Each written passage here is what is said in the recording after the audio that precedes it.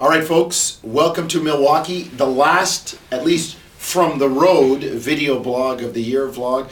From the road, so what? From the road. We're going to try and... Well, it depends, maybe? if the response is good, we'll try to, piece something together to get it done at home. But probably a good time to reflect back on the season, Eric, and maybe look at the awards and a smidge of what's coming up in the playoffs. Well, what do you want to do first then? I don't know. To me, I mean, in looking back at the Raptors season, very disappointing season, no question about it. And what bothers me the most, and don't take this as if I'm cheering for the team, although it's easy to cheer for these guys because they're good guys, they work hard. But just the fact that they didn't play, injuries hurt them. They didn't get as many wins as many people thought they would. Nobody thought they were going to be, 45, 50 wins or playoff bound. But boy, I'm sure people thought more than 22. And I guess that validates some of the no-account people that know nothing about Toronto that could throw a dart at a map of Canada and predict the Raptors would win 20 games this year. And they will look at it and say, see, I told you. At one point, this team was 10-17 about a third of the way through the season.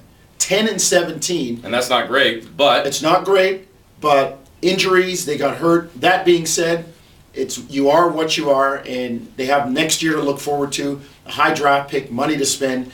And in basketball, unlike any other sport, you can turn this thing around quickly with just a few moves. Well, and I'll say this as well to kind of put my bow on what Jonesy said, because for the most part, I generally agree. You look at where the teams are right now at the bottom of the Eastern Conference, and when I say bottom, I mean bottom as in final playoff seeds, especially that 8th seed. And what would it have taken for the Raptors to be in the mix? Another 7, 8 wins? So whether those 7, 8 wins are a product of the injuries that piled up, whether they're a product of how poor the team was defensively over the course of the season, whether it was the fact that some of you say, hey, Andrea Bargnani, great scorer, but needs to rebound more. I've always said it's not on one guy, so the collective team. Were they simply just not talented enough? Not good enough, yeah. They're a young team. They're a team without a ton of experience. They're a team without a mass amount of talent that is trying to get better via the draft, DeRozan, Davis, the pick that's coming this year, money to spend if they're able to lure free agents or make trades, whatever. So whatever it is, talent, defense, whatever you want to say, it's a little bit of everything. Slice up that pie, as I've always said. Could they have got 7 or 8 more wins if they were better defensively, if they weren't as banged up, if they had some more experience? Whatever it is, I still go back to what I said in the summertime. I expected them to at least stay in the hunt in that 8, 9, 10 range and stay in the hunt for that final playoff seed. Because I still to this day don't think that there's a major difference between, say, the Indiana Pacers or the Charlotte Bobcats or the Knicks before they made the Carmelo Anthony trade, or even the Philadelphia 76ers who have climbed the standings. I think the Raptors could have and should have been in that mix. So I say it has been a disappointment this season, and I'd be shocked if Brian Colangelo or Jay Triano or any of the players standing right here weren't to say the same thing and say, no, you know what, it was a disappointment, and we expected ourselves to be a better team, and this was a letdown. I'd be shocked if they didn't say that. We have been told by other NBA coaches and other NBA players that they felt Toronto was better than where they finished. That being said, they weren't in the end. Your record is. You are what your record is. Now, there are a couple of things that do come to mind in terms of highlights. Some great wins on the road in Orlando, on the road in Dallas, some gritty performances by this team, and I think it augurs well for the young guys going forward. That being said, we don't know when the next basketball game is going to be played with the imminent labor situation and what's going to play out. So, Toronto fans, you just got to hang tight and see what happens. Well, I'd say for me, the if I had to pick one thing that really stood out over the course of the season, I'm going to say Ed Davis and the emergence of Ed Davis, because I'll be the first to admit that I didn't think he was by any means going to be a bust. I thought he was going to be a very good player that would contribute to his team and have a long career. But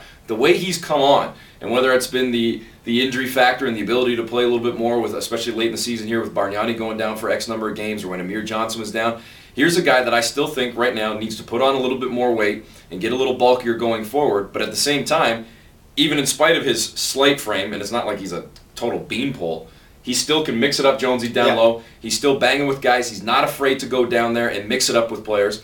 His defense is as advertised already, and his offense, I think, is much better than what I was expecting. So credit to him and the coaching staff for working with him and getting him prepared over the course of the season to be the kind of offensive player and impact player that I think he is right now. He's showing me more than I thought he would, especially when you factor in not only rookie, but no training camp, no preseason, no early regular season as well. I'm pleasantly surprised by what I've seen, and I undersold what he could do for this team. I think a lot of people are surprised. He's raising some eyebrows around the league too. And again, you only hope that the lockout doesn't cripple the performance. The fact that he can go and work with coaches and guys can get together under the guise of a coach and work together. Eric, let's get to the awards. We got to be quick with them. This thing's like long. Coach of the Year. Tom Thibodeau. Tom Thibodeau. I would say my top three: Thibodeau, Doug Collins, Agreed. and then Lionel Hollins for having the third youngest team without Rudy Gay.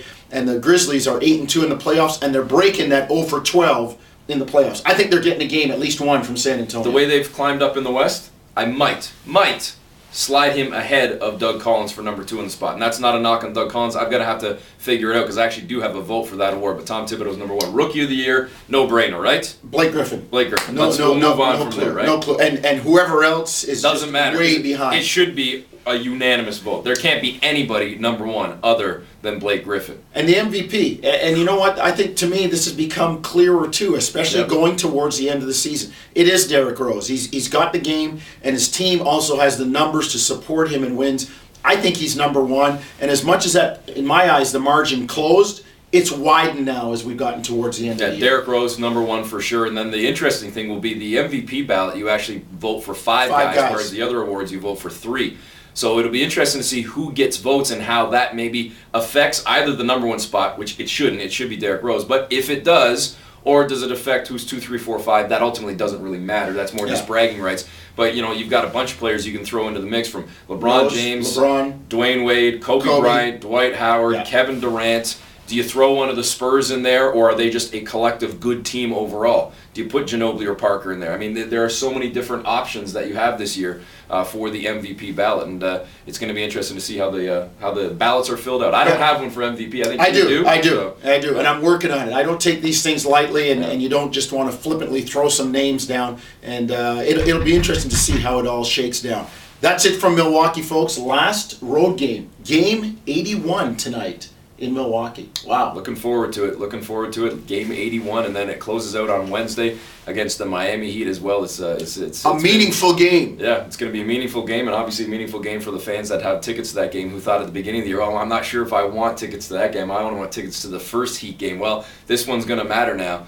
And we'll see if, again, Jonesy kind of teased it and hinted at it. We'll see if we maybe do some of these vlogs going forward after Wednesday as well as we go into the postseason, because a couple of things for you. The Hoop Show, we didn't really officially announce this, but the Hoop Show is continuing right up until the NBA Finals and the NBA Draft itself, because the Blue Jays actually, as the schedule works out, have a lot of getaway days on Thursdays. So I believe 8 of the next 11 Thursdays that take us into June, the Jays don't play, so we will be on the air with the Hoop Show from 7 to 8, so we'll keep the basketball going on Sportsnet Radio, the Fan 590. We've also hinted at, and we're kind of breaking this here, because we'll see if this ultimately happens or not. We got to work out the technicalities and the technology, period, from Jonesy up north to me downtown and working it all out. But we might look at doing either a daily or weekly podcast as well to continue with the basketball talk and try and get back to and give a little more coverage to you and the basketball fans out there that have supported us and the station, and obviously the basketball community. So hopefully we can get that up and running as well. Let's keep the hoops going, folks. Lockout or not.